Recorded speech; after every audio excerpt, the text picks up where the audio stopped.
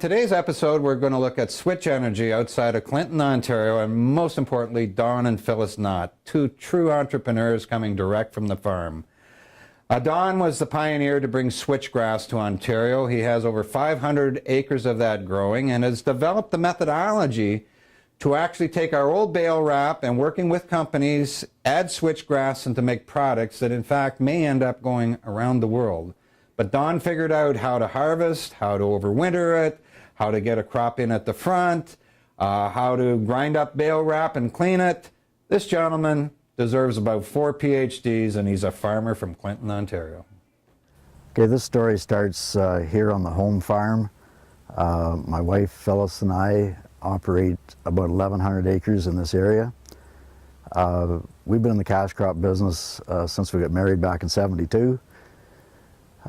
We've always grown corn, soybeans, winter wheat, alfalfa, white beans. That's been our main cash crops over the years.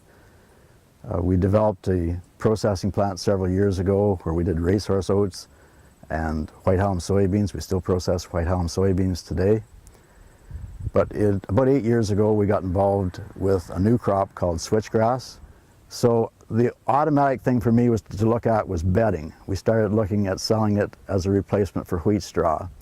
So the dairy industry stepped up and they started buying it for bedding, the beef farmers, and it was working quite well. We then actually found that the dairy farmers could feed it to their dry cows. It's a very low potassium crop. It's very dry, so it's high fiber. So they said it worked very well in their feed rations with their TMR mixers. So we found two markets there.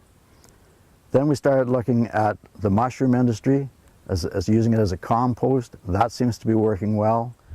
This material, as you'll see when I pull this out, is chopped short. We do this with knives in the baler as we bale. That gets a little more weight in the bale. This works fine for bedding. It works fine for the dairy industry to put in a TMR mixer. And it is something that the mushroom industry, however, frowns on. They want the long straw. So in order for us to find a market for our product, we have to select who our customer is as we harvest, or before we harvest, so that we know what we're going to do with it, with the baler. If it's going to the mushroom industry, we won't put any knives in. We will leave it as long straw and just bale it straight out of the field. And then along came Dr. Gord Surgener from Ontario Agri-Food Technologies and introduced us to individuals who are interested in using switchgrass to put in plastic and or into fiber boards. Eventually we evolved into the idea of making plastic resin and using recycled bale wrap and greenhouse film from Ontario. We add that to switchgrass and other fibers and make a fiber board. We have progressed to the point where we are setting up, through Switch Energy Corp, we are setting up a recycling program in Ontario. We have had that program actually functioning for 2 years now and picking up the product. We are building our plant as we speak, and we are going to be recycling that product and make resin for all around the world to develop a replacement for the formaldehyde-based resin that they currently use in organic strand board and MDF boards. What we're standing in front of here is a huge hammer mill. The line itself consists of a shredder, a washing machine that we developed.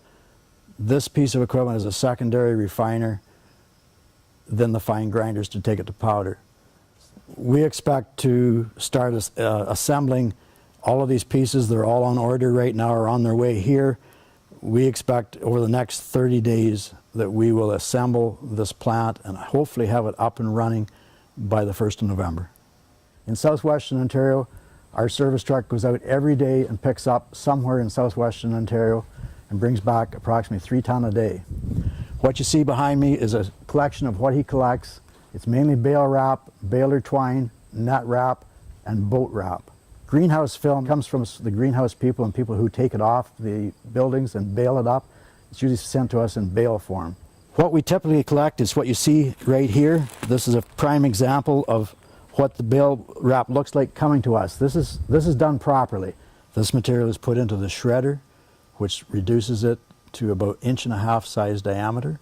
It's very dirty at that stage. It has not gone through the washing process. It's then fed into the washing machine, which turns it into that nice white material that I was showing you before. And from that point, it goes into the secondary refiner. And the material that comes out of this machine looks something like this. So it's refined down to a much smaller size, and it's heated in this process, and it makes it drier. And then we move it on from this process into the final refiners, which turn it into powder. Okay, what you're looking at here is a 1/2 inch thick MDF board. This board is a white pine reconstituted fiber, which produces a 50% stronger board, a much better color board, and a very environmentally friendly board, and there's no formaldehyde used in this process. We currently have 500 acres of switchgrass in production.